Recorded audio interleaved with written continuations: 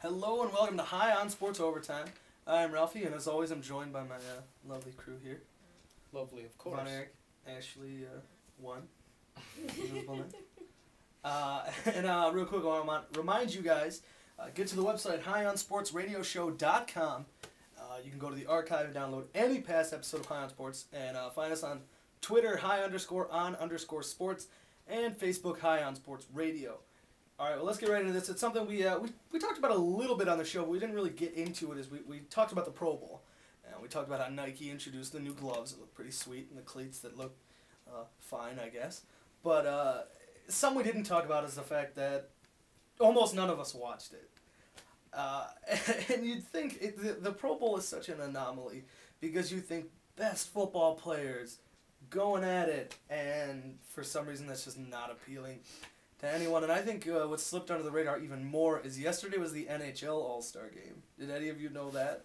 I knew it. No clue at all. I just didn't watch it, but I knew it was on. I think the worst part of the NHL All-Star Game, which was in Ottawa last night, yesterday afternoon. It's in the afternoon, Yeah. which is always smart. Put a sporting event, in the afternoon. But I mean, unless you're football, they can go in the afternoon on Sunday because that's their time. But no other sport can survive really in the afternoon. A big event. Yeah. Like, I mean, if it's just A games big, showcase in their event. season, no. Yeah, in the afternoon, whatever's fine. But when it's like a big game, it's always nighttime. But the NHL, I've said it, I don't like the All-Star Game because I don't know many of the players. And they take all rooting interest out of it because it's not East versus West. What I used to love is, I've never been a huge hockey fan. I used to like it a little bit more, but I used to love when they did North America versus the world. And it was people from the United States, Mexico, and Canada, however many Mexicans there are in the NHL, taking on, Russia, Sweden, all those other countries, Europe, and the rest of the world. And that was always cool because whether you like hockey or not, I'm from North America. It's my favorite continent. I'm a little biased, but you could watch it and root for that. Now it was Team Chara versus Team Alfredson. Yeah, this is the stupidest setup for an All-Star Because game what they do is you go and vote on the players, and they take the two players that got the highest number of votes, which is Zdeno Chara and whoever Alfredson is, and then they are team captains, and they pick the rest of their team from the other players that got voted in. It's stupid. It's a pickup game. I have zero interest in that. I don't care.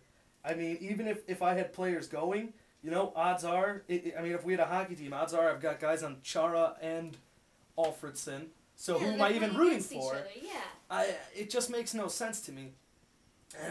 And then I think the reason the Pro Bowl it doesn't work for me anyways is there's the fact that there's nothing on the line, and then there's also the fact that it's football of all sports is really not driven by stars. I mean, obviously, yes, you're going to go buy the Tom Brady jerseys or the Eli Manning jerseys or everything, but it's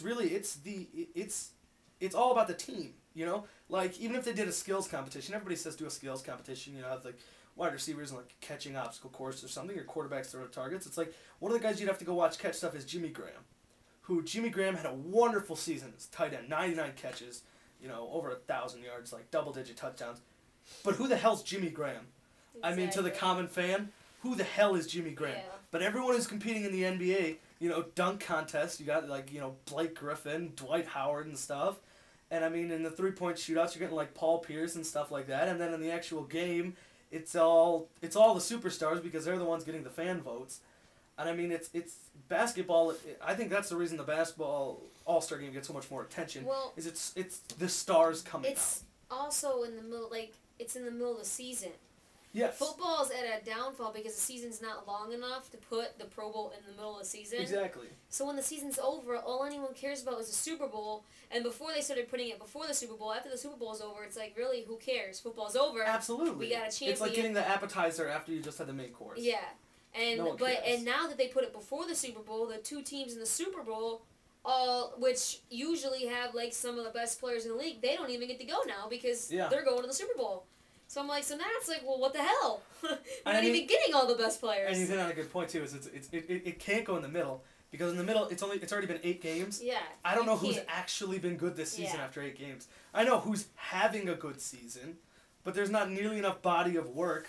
I mean, those guys, teams can start 6-2 because their players are firing on all cylinders, and then finish 2-6, and then you're 8-8 and you're mediocre because your team choked, and it just doesn't work like that. And I think something that in my mind helps the MLB All-Star Game is obviously there's the home run derby and everything, which I think they need to add new events. I think something with pitchers, maybe, like something like accuracy or arm speed or something, I think would be neat. Yeah. I think the home run derby is at a point where baseball, in my mind, is moving away from the power hitter because of the, trying to do away with the steroid era and everything. I'd rather see juiced guys in the home run derby as it is. Right, just get the biggest dudes in the league and say, go hit that ball a mile. I mean, we have guys now we had guy, like 2 years ago, there was a third baseman from the Tigers, Brandon Inge, who I believe didn't have any in the first round. No home runs. Yeah, why was he? And it's like, what are you doing there? Sometimes I don't know where they get some of the people to put in the home run derby. I'm like, you don't hit that many home runs in a year. Why are you here? Sometimes I feel like it'll be like who shows up. Yeah. I remember with Barry Bonds. Everybody's talking Barry Bonds should have done it when it was in San Francisco a couple years ago. That would have been perfect. Oh yeah. But he turned it down. And now I want to know how you feel about this, Ron Eric, because our resident baseball pundit. I think something that helps the MLB All-Star Game is that it does mean something. The side that wins has home field advantage in the World Series. I've never really talked to you too much about this, but how do you feel about that? Do you like that baseball does that, or are you not a fan? I'm not a big fan of the World Series home field advantage. I believe that should be record determined, and we're almost to a point where MLB teams are going to be playing almost every single team from the other league with all the interleague stuff that's going to be going on. So maybe if the two teams have faced each other, maybe use whoever had the winning record as a home field advantage just between those two teams, something like that. But the one thing that the MLB All-Star Game has that the other All-Star Games don't is it's on in the middle of summer at night, and there's not a single other sporting event going on at that time. That's true. Yesterday you had probably college basketball going on, Pro Bowl, NHL All-Star Game. NHL All-Star Game, of course. I watched the Cavs actually more than I did the Pro Bowl. Kyrie Irving having that sick game. But real quick, I'm going to put you guys on the spot. Any one of you, one change to the Pro Bowl to make it more watchable. Is there any one thing they can do that would make you enjoy the sport more? God, man. Obstacle courses. Obstacle courses? Just enter it in the middle of the game? Yeah, it's like halftime, have all the people doing obstacle courses. I think like a skills competition. Dogs chasing the players. The only thing I can think of is just put a skills competition in it. That'll get some people to watch. Because, I mean, like, the skills competition in basketball is sweet. I like that. Not to mention that, but people going to actually see it in person, that would help a little too. Yeah. Because they sell individual ticket packages for, like, the MLB All-Stars, don't they? Where you buy, like, the actual game, and then there's other tickets for the home run derby and all that other stuff. I think one thing they should do, and they did it once, and they could potentially do it next year, because the contract is actually up now with Hawaii, is I like the idea of playing it where the Super Bowl's played. To me, it would feel better, like for the players and everything, to look up and it's like, this is where the Super Bowl's going to be in a week, and it really makes me feel like it's Super Bowl week, as opposed to here's the Pro Bowl and here's the Super Bowl. It's just part of it, Yeah. I really like that. That would help, but I would also, like, if I was ever in the NFL, I would love a free trip to Hawaii. I'm not going to lie. But at the same time, watching the players, and they put on the little flowers, they call it lei or something, and there's like... Dude, it's Hawaii, everybody's got the flower shirts and stuff. It just looks dumb. Like, you're on vacation. Paradise. I want to watch football. They do it for the troops, because the troops are closer. No, that's true. But, I mean, if I'm the troops, I want something more than the Pro Bowl. You can go surfing, hopefully not get eaten by a shark. Well, there's another risk, eaten by sharks. Something you don't have to worry about by playing it on the mainland. Yeah, but dude, it's Hawaii. All right, well, that's going to do it for this week's Overtime. Remember, check out the actual show every Monday night at 7 p.m. on MorningShowCentral.com. And remember, like our YouTube, subscribe, I should say, to our YouTube page. Find us on Twitter, _on_sports. Find us on Facebook, High on Sports Radio. Find us on Twitter, eRalphieW, at Von Erich, at Ashley Brum, she never 13, never tweets. At Invisible Nick, also never tweets. So find Von Erich and I on Twitter. Yes, I guess. You can do that. And on Facebook. I'm on Facebook. Facebook me. And find us on MySpace.